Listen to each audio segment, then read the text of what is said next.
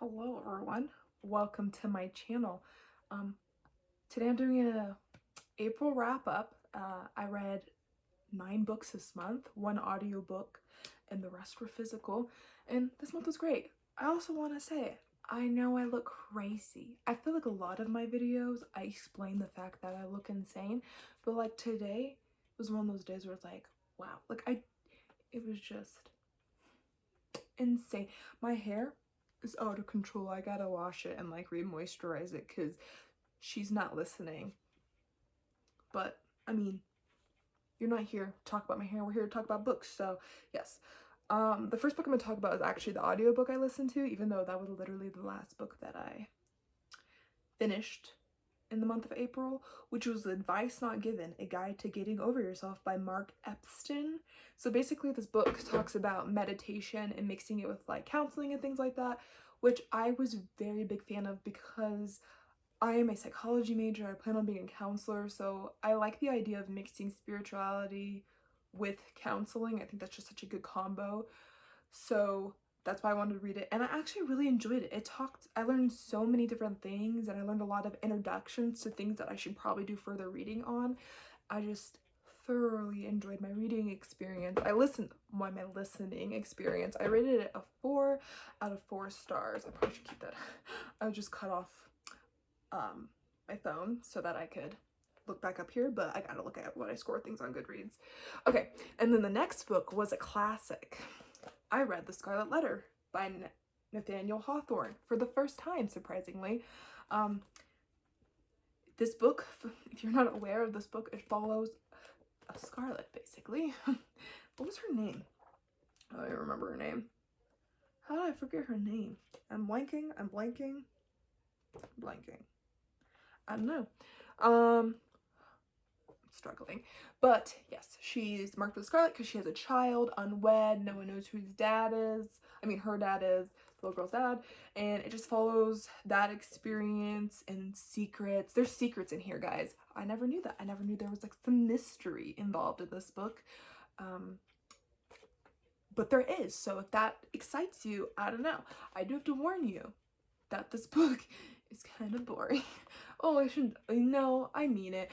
Which is kind of weird because I thought I was gonna really like it because I love the idea of this book. I just thought it was really boring, and I think my expectations of this book was too high because I feel like I've heard it talked about in such a kind way, and also like Easy A. I don't know if you've ever watched that movie, but I was like, oh my gosh, it's probably like a feminist movement like that movie. I don't really know if that movie's a feminist movement. Yeah, I'd say it was. But I guess this kind of is because she was like a single mom type situation, but I don't know. It was just not the most exciting thing in the world. It actually was really hard for me to finish. I had to keep going back between audiobook and hard form because if I listened to audiobook too much, I literally would fall asleep, which doesn't really happen ever, and I'd be looking at the pages and nearly falling asleep. But I loved this book though. I still think it was really good. I love the message of it. So I think I gave it like, I probably would have given like a 3.5, but on my Goodreads I just went ahead and gave it a 4 because I don't think 3 is a fair number for how I felt about this book. So I think 4 is the best we can give on Goodreads. So I gave it a 4. I do definitely recommend it, especially if you're a little more patient with reading like that. That's not really my type of like reading style anyway, so I don't know. Okay, the next book I read was Macbeth by Shakespeare, and what did I rate this book? Probably a 5 out of 5 because I really love Macbeth. I gave it a 4 out of 5. Surprising. Okay, so if you've never read Macbeth, Macbeth follows the Macbeths. Mr. Macbeth, like I don't know, Sir Macbeth. I don't know how to tell you this without like spoiling the book because all I want to do is tell you what happens. But just know that this book is full of, I think it's kind of action packed. There's karma. Karma is very big that happens in here. Macbeth really wants power. Yes, he wants power.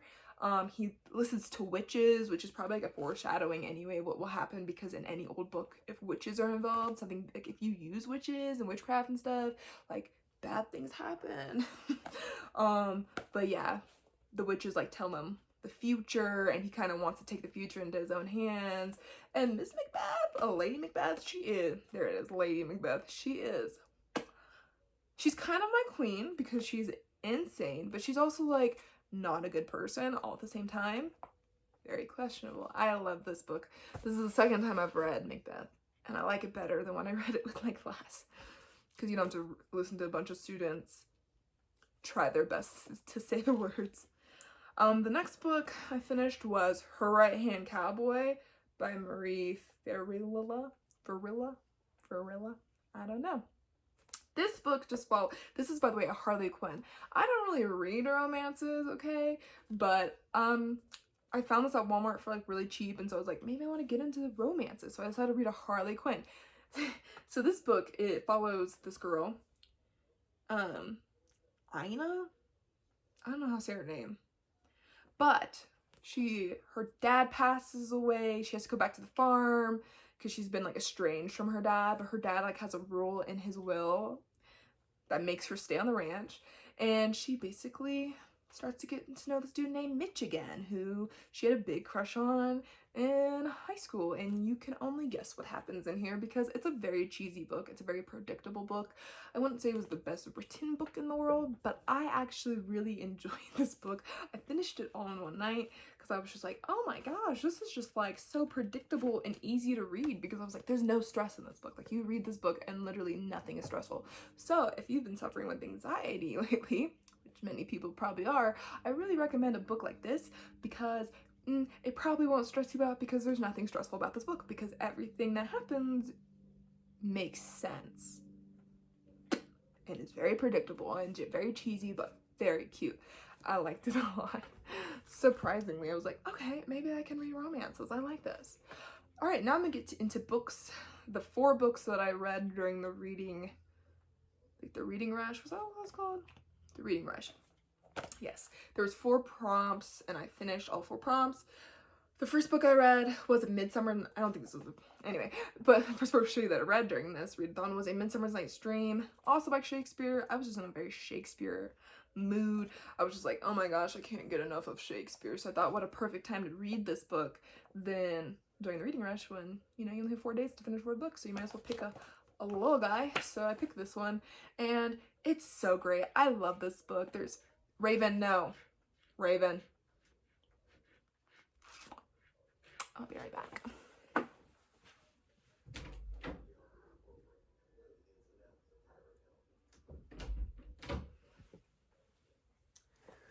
Sorry, my cat wanted to come in. There's fairies in this book. There's Raven. There's love and romance in this book, but also just like mostly humor. It'll make you laugh so much. I love this book. If you have a hard time reading Shakespeare language, you probably should read like the audiobook and follow along within your book. I don't have to do that because, fortunately enough, like, I went to a school where we read Shakespeare. But if the only thing that's stopping you from reading Shakespeare is like the language, I definitely would recommend following along with the book with an audiobook in the background. I don't know. I think also if you take your time, it's easier. So yes, do not let the language stop you from reading this book, because this play is so good, and it's so cute, and so funny, and I love it. So yeah, I think I gave this one had to be a 5 out of 5 star. Oh, I gave this a 4-star too. That's crazy. I'm gonna trust the score I gave it that day, but I think it deserved a 5-star. The next book I read was, I read James Patterson, The House Next Door. This is 3 short stories. The first story is The House Next Door, The Killer's Wife, and We Are Not Alone. It's very dramatic. I did not like this book. I've heard so many good things about James Patterson. I feel like he's mentioned all over the place, and so I just figured, I was like, I'm gonna love this book, and I did not. This was, oh my gosh, this book was just difficult to get through, because I was sitting there, I was like, this is not like, this said it was suspenseful, dangers that lurk in plain sight, but like the first 2 stories are more romantic. Like, they read like Harley Quinn novels, and with a little bit of suspense, but it's suspense that's not even really suspenseful.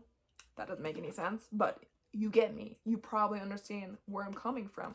I did not like this book. I gave it a 3 out of 5 stars on Goodreads, but honestly, it's probably more truly like a 2.5 out of 5 stars. But if I give like half points. I round up to be nice. But I definitely want to recommend this. I'm going to try a different James Patterson book. I'll probably look online and actually try to find a James Patterson book that's ranked high, so that I can actually experience his good writing, because this one's also not ranked the highest on Goodreads, and some of the comments underneath this book is that it's not his best writing, and it definitely isn't. And he also, I think he writes these books with other authors. I think that's what was happening. I don't really know. I just know that I just did not like this book. I thought it was so boring, and this was the biggest book from my reading rush, and I was like, Raven, she's bad. This is the biggest book of my reading during the reading rush, and I was like, I was hoping that my biggest book would be the most enjoyable book, but it just wasn't. And then I read The Prophet. Raven, stop it. Oof. This is Raven. She's just a baby. She's very good, but she also requires a lot of attention, and I love that. Okay, I read The Prophet. The Prophet just follows the prophet. He's about to leave his town, and the townspeople ask him questions before he leaves about meaning. Hey Raven, the meaning of life, basically, and it's so good. This is probably like the millionth time I've read it. Just kidding. It's probably like the 10th time though. I'm not even joking. I've read this book a lot, and it's so stinking good. So I definitely recommend reading this, because there's also a sequel to this book, which I just found this year and read this year, and it was super good too. But I definitely recommend reading this book because it's just Raven. No. She wants to play in the closet. Nope. Definitely a good read. Super excited that I read this during the reading rush, because it definitely brought a lot of good feelings. Raven, wow, you're just bold. Yes. No, you're not going up there right now. She doesn't even like me. Just kidding. Okay, and then I read during the reading rush The Hound of the Baskervilles, which is about a hound in the Baskervilles. It's like a story of a hound and like a long generation of people dying from this supposed apparent exposed. Why can I not figure out the word I'm trying to say? It doesn't matter. To this hound that may or may not exist. And so Sherlock Holmes and Watson are called in to discover if this is true or not. Some real detective work happens in here. Mostly Watson is mentioned in this book. I didn't know that, but I was totally okay with that. All the perspectives were nice. I thought everything was super fun. Whoa, little girl, you're trying to knock stuff over. I'll have to kill you. Just kidding, that's a joke. But also a promise. I'm just kidding. But I actually really enjoyed this book. Weirdly enough, this book was more creepy and suspenseful than the James Patterson adult creepy suspenseful book. And this is meant for children. But I did enjoy this. I think I gave this one probably a 5 out of 5 because I like this. Let me stop guessing because it seems like I gave it a 4 out of 5. Yeah, let me stop guessing. I tend to be wrong. But I really like this book. I'm very excited. Raven, I cannot wait to read more Sherlock Holmes books because I'm hooked now. She just fell. I hate to call it karma, but yes. Okay, and then last, but not least at all in any way, I read Hidden Valley Road by Robert Kolker. Now, this book was the Oprah Book Club of the month, or I guess it's not really necessarily a month because they give like 8 weeks to finish this book, but it was her book club choice. And this is the first book I ever followed with her because, I don't know, my mom bought this for me. Shout out to her. She's a great lady. But this book just follows a family who has 12 children. You heard me right, ladies and gentlemen. They have 12 children. And 6 out of those 12 children have schizophrenia, which is crazy because it's an argument whether or not schizophrenia is genetic. And even if it's genetic, what are the odds 6 out of the 12 of your children actually getting it? It's not very likely. And so they go over through the science of all of this. This book is just full of information about schizophrenia. And because I'm a psychology major, I was instantly like hooked on this because it gave you I liked how they wrote this because they wrote it where they give you like the family. No, Raven, no. They give you like the family background, which was really nice. A lot of inside secrets of the family, which I liked. But they also gave psychological terms and different types of counseling techniques that were used and sometimes weren't really good methods, because this happened in like the 70s, 60s, 70s. I think it might have been the 70s. That most of the their treatments happened, and how they weren't very helpful and or productive. And definitely looking at the difference between how we deal with mental illness now and versus then is very exciting for me, and I really enjoyed it. The end was kind of harder to read, not because like it was just full of science, and it wasn't necessarily psychology science, it was like genealogy. I think that's what I mean. It definitely did a lot with genes, and I was like, my little pea brain is struggling, but I still did learn a lot. I did score this book a 5 out of 5, I think. Let me not quote myself. A 5 out of 5, I did. Because it was literally so good. I love this book. She's larger for like a psychology book, like a general population psychology book, but she's so worth it. And I love this book so much. If you would read any book from here, definitely give this a go. It was so awesome.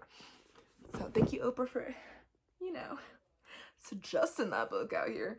But yeah, that's it for this video. This video was longer than I anticipated, but I read 9 books, so that's why it took so long.